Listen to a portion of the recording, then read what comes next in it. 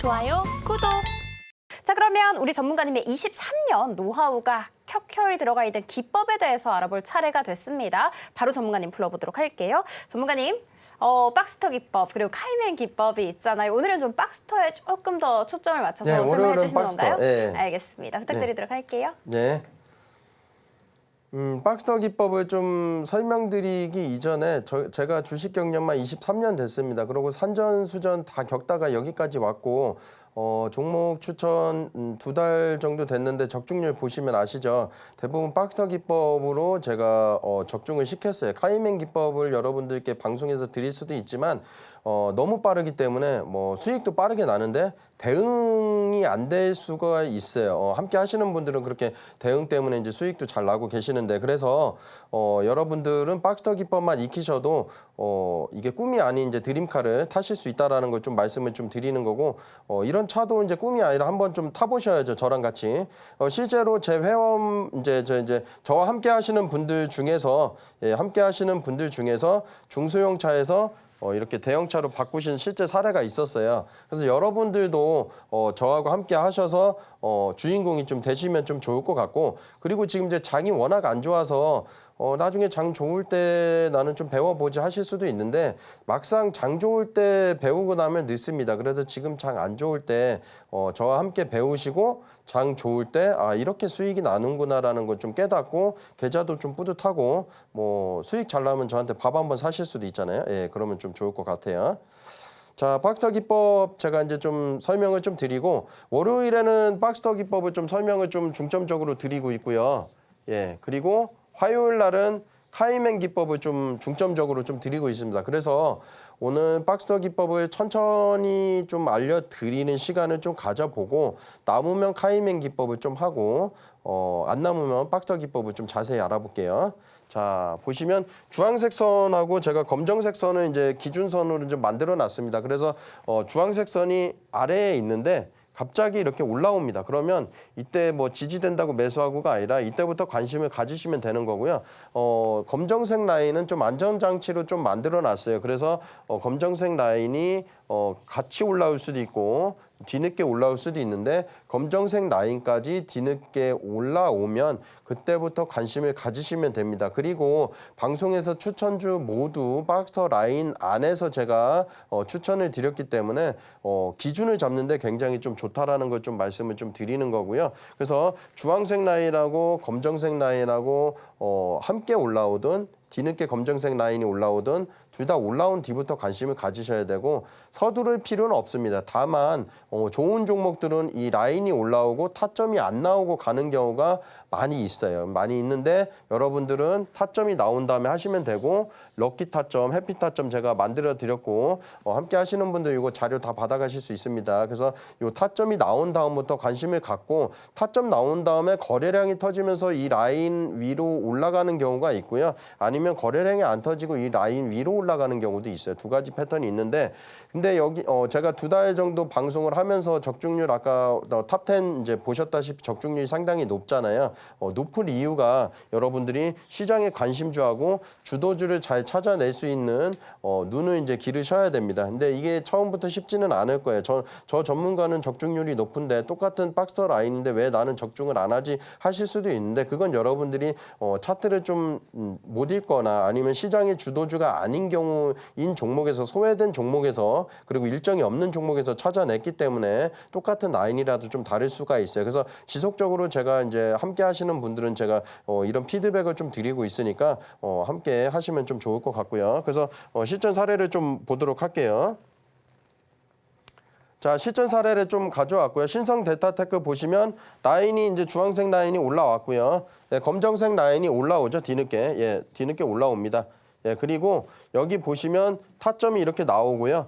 예, 타점이 이렇게 나왔죠. 그리고 수평 작업을 합니다. 이 라인이 수평 작업을 했다는 거는 이제 안정적인 궤도권 안에 있다라고 좀 보시면 되는 거고 나는 좀 빠른 매매를 해야 된다라고 생각하시는 분들은 이 라인 위에서 잡으셔도 되는 게 하나의 방법이고요. 또 하나는 좀 더 빠르게 좀 수익을 냈으면 좋겠다 싶은 분들은 거래량이 터질 때 조금 비싸더라도 이렇게 거래량이 터질 때 분할로 좀 들어가면 되고 이 거래량이 터졌을 때 다시 이제 그 거래량 터진 양봉에서 몸통 이하부터 그 시가까지 분할로 매수하셔서 좀 기다리시면 되는데요. 요 자리입니다. 이렇게 요 두 번 이제 급등 나왔었죠. 요 자리에서 이렇게 분할로 매수할 수가 있는 거고, 요게 330% 정도 됩니다.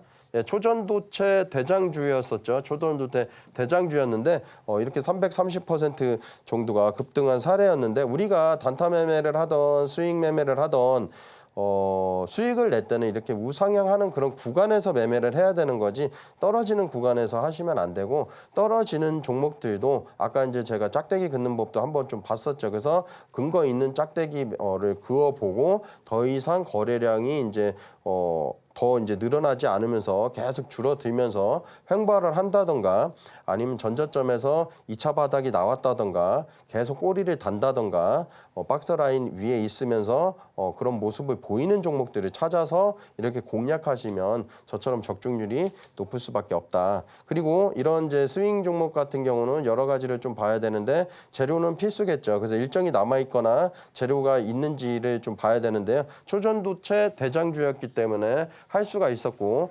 연관성이 있는지 이제 재료가 일정이 있는지 신선한지 다 보셔야 됩니다. 그리고 이렇게 악재 여부가 있는지도 한번 판단을 해야 되고, 지난번에 제가 이제 타이틀바 설정하면서 유보율에 대해서 잠깐 설명을 해드렸어요. 그래서 이제 그 방송 보신 분들은 이제 제가 왜 유보율 1000% 이상인 기업들로 안정적으로 단타를 치는지도 대충 이제 아실 겁니다. 그리고 전환사채는 이제 필수니까 전환사채를 어떤 식으로 이제 있는지 없는지를 다뤄보는지도 한번 시간을 갖고 분석해보는 시간을 가져볼게요. 이거 오버행 이슈라고 하거든요. 그리고 시장의 주도주를 어떻게 판별하는지도 보셔야 되는데, 이 판별하는 건 지금 당장 배우실 수는 없어요. 시간이 좀 걸립니다. 그게 뭐 제가 바로 알려드린다고 해서 배울 수 있는 건 아니니까, 시장의 주도주를 어떻게 잘 찾아내는지는 지속적으로 이제 재료도 보셔야 되고, 일정도 보셔야 되고, 차트도 보셔야 되고, 그렇게 좀 찾아내야 되는 거고, 반복 뉴스는 안 된다고 아까 말씀드렸고, 일정이 남아 있어야 되는 거고, 기업하고 실제로 연관성이 있어야 됩니다.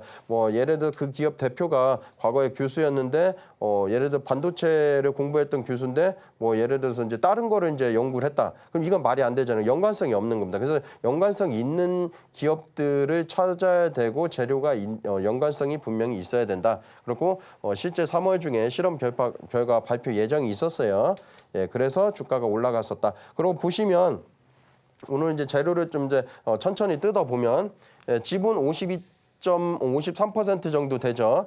예, 이 명칭이 중요한 게 아닙니다. 뭐 요 캐피탈을 신성데이터 테크 이제 자회사로 이제 가지고 있는데, 이 연구소 지분을 이 캐피탈 한 10% 정도를 가지고 있는 거고, 이 캐피탈은 한 53% 초전도체 그 회사에 대한 이제 지분을 가지고 있다. 이런 거니까 연관성이 있죠. 그리고 지분 숫자가 높다고 해서 주가가 더 급등하고 이런 건 아니에요. 지분 숫자가 낮던 높던 그건 상관이 없고, 지분이 있느냐 없느냐가 굉장히 중요한 겁니다. 그것도 좀 참고를 하시면 좋을 것 같아요.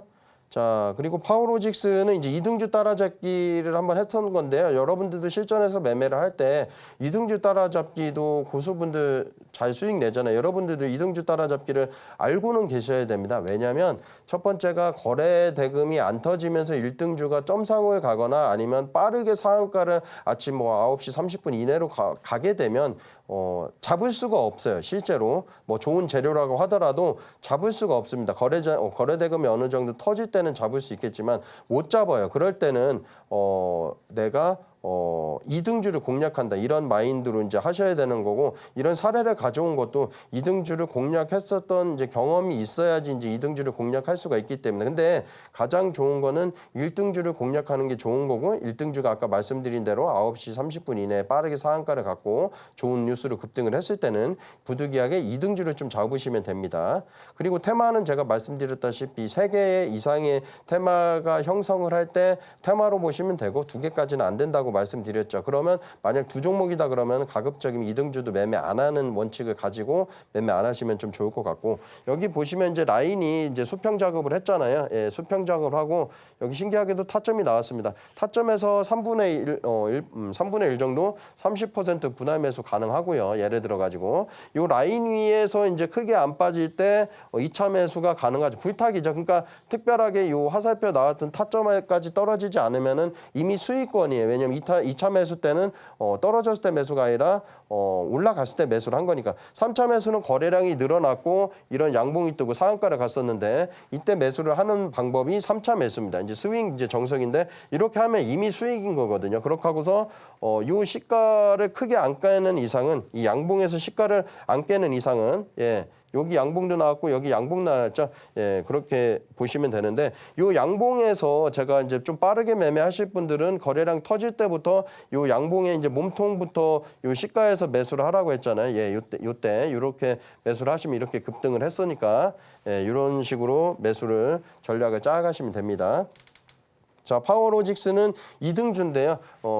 세 종목 이상의 종목들이 무더기로 이제 상한가나 급등이 나왔기 때문에 유례 없는 사례입니다. 이런 경우는 이제 앞으로도 나올까 말까 한 사례였는데 매매할 수 있죠. 그러면은. 그리고 악재 여부 필수고 유보율이 이제 1000% 가깝기 때문에 꼭 1000%여야 매매를 할 수 있는 건 아니에요. 그래서 1000% 가까이 되는 기업도 굉장히 안정적인 기업이다. 그리고 전환사채는 필수라고 말씀드렸고 테마 3개 이상 되기 때문에 2등주 매매할 수 있었다. 그렇게 보시면 되는 거. 재료보다는 이거는 2등주 매매를 할 수 있는 걸 제가 공부하시라는 차원에서 실제로 이제 가져 나왔고요.